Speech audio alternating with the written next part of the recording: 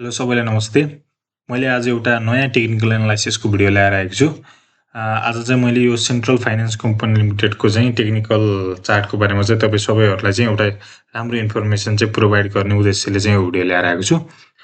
मलाई चाहिँ पर्टिकुलरली यो स्टक चाहिँ किन चाहिँ पछिल्लो समय चाहिँ मैले किन वाच गरिरहेको छु भन्दाखेरि चाहिँ हामीले यो चार्ट हेऱ्यौँ भने चाहिँ यो जुन 2 2026 मा चाहिँ एउटा चाहिँ हाई भोल्युमको साथ चाहिँ यो चाहिँ 13% ले चाहिँ इन्क्रिमेन्ट भएको थियो होइन। अनि त्यसपछि चाहिँ यसको तपाईँले पास्ट हेर्नुहुन्छ भने चाहिँ यसको त्यो दिनभन्दा अगाडि चाहिँ एभरेज भोल्युम भनेको तपाईँको लगभग 30,000 को हाराहारी थियो होइन, 27,000 को हाराहारीमा रहेछ। तर तपाईँको यो दिनमा चाहिँ 81 भोल्युम चाहिँ 3,83,000 को चाहिँ 81 ठुलो भोल्युम आयो होइन।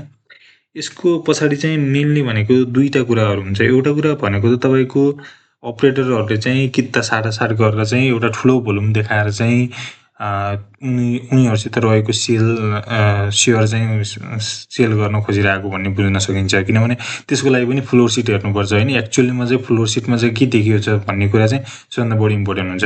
तपाईँको फ्लोर सिट हेर्दाखेरि चाहिँ यदि ठुलो किताहरूमा चाहिँ ब्रोकरहरू बिच चाहिँ साटासाट भएको छ भने त्यो भोल्युम चाहिँ लेजिटिमेट भोल्युम चाहिँ मानिँदैन। किनभने त्यसले जस्ट मान्छेलाई चाहिँ एउटा भ्रम मात्र फैलिरहेको हुन्छ होइन। तर यो केसमा हेर्नुहुन्छ भने जुन 2 को भोल्युम त्यस्तो खाले भोल्युम चाहिँ थिएन। किन थिएन भन्दाखेरि चाहिँ पहिलो कुरा भनेको प्राइज एक्सन किन भन्दाखेरि चाहिँ तपाईँको त्यो दिनमा चाहिँ 13% ले चाहिँ मार्केट बढेको थियो होइन। त्यही भएर चाहिँ तपाईँको सडनली 13% चाहिँ किता साटासाट गरेर त्यो लेभलको 13% चाहिँ बढाउन एकदमै गाह्रो छ कि। अनि त्यसपछि 13% मै सस्टेन गराएर चाहिँ मार्केट क्लोज गराउनु भनेको पनि अर्को ठुलो चुनौती हो होइन। त्यो भएर चाहिँ यो दिनमा चाहिँ एउटा तपाईँको किता साटासाट भन्दा पनि यो दिनमा चाहिँ रियल बाइङै देखियो कि। अनि चाहिँ तपाईँले यसलाई कन्फर्म गर्न चाहिँ बेलुका मार्केट क्लोज भइसकेपछि गएर चाहिँ फ्लोर सिट पनि हेर्न सक्नुहुन्छ होइन। फ्लोर सिटबाट पनि धेरै कुरा क्लियर हुन्छ यो एक्चुअल बाइङ हो कि यो चाहिँ साटासाट हो भन्ने कुरा थाहा हुन्छ होइन।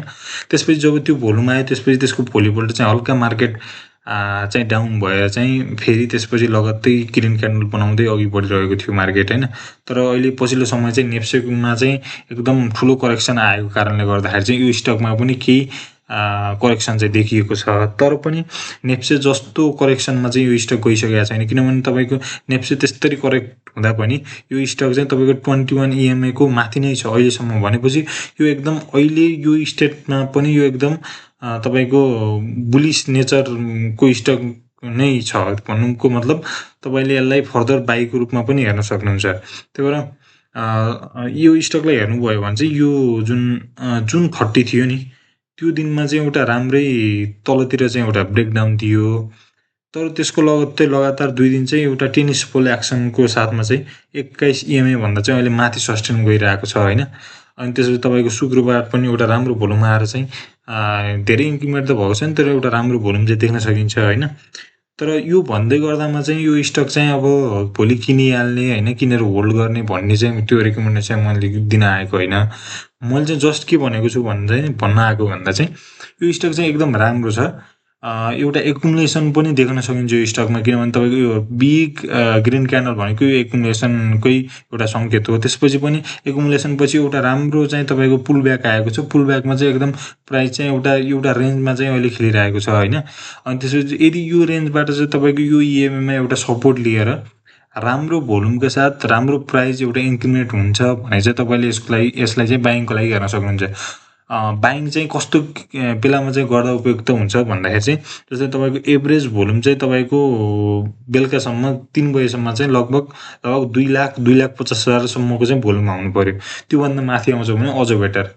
तर मेनली चाहिँ तपाईँको 2 लाख भन्दा चाहिँ माथि आउनु पर्यो। एभरेज भोल्युमभन्दा माथि भोल्युम आउनु पर्यो र प्राइस चाहिँ 4% 5% होइन जति सक्दो माथि हुन्छ त्यो जति माथि हुन्छ त्यति राम्रो भयो क्या। त्यही भएर चाहिँ तपाईँले यदि यो स्टकलाई बाइङ गर्ने खोजिराख्नु भएको छ भने चाहिँ मैले सजेस्ट गर्ने चाहिँ तपाईँहरूलाई 3 देखि 4% चाहिँ बढिरहेको बेलामा र तपाईँको इन्ट्राडेमा चाहिँ लगभग 1 बजेको हाराहारीमा चाहिँ तपाईँको 1,50,000 2 लाख जति चाहिँ भोल्युम आएको बेलामा चाहिँ तपाईँले बाई गर्न सक्नुभयो भने चाहिँ यो स्टक चाहिँ एकदम उपयुक्त हुनसक्छ होइन।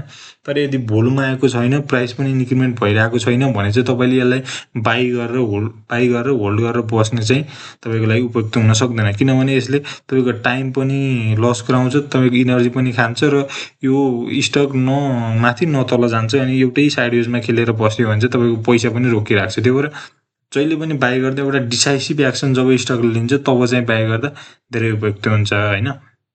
त्यही भएर अहिले तपाईँले यो जस्तै अब यदि तपाईँको ब्रेकआउट आएको छैन, राम्रो भोल्युम, राम्रो एउटा प्राइस इन्क्रिमेन्ट भएको छैन र तपाईँले यही रेन्जमा किन्नुभयो भने फर इक्जाम्पल अपरेटर चाहिँ हल्का तल चाहिँ एउटा सेकआउट दिएर तपाईँलाई चाहिँ एक्जिट गराएर फेरि माथि गएर यो लेभलबाट माथि जान लाग्यो भने चाहिँ तपाईँले फेरि फर्केर चाहिँ त्यो स्टक चाहिँ किन्न सक्नुहुन्न। त्यो भएर चाहिँ सकेसम्म उपयुक्त भनेको जब चाहिँ स्टकले चाहिँ ब्रेकआउट दिन्छ र with volume with price increment चाहिँ त्यो चाहिँ फलोअप हुँदै जान्छ भने चाहिँ तपाईँको लागि चाहिँ त्यो किन्ने राम्रो एउटा अवसर हुनसक्छ।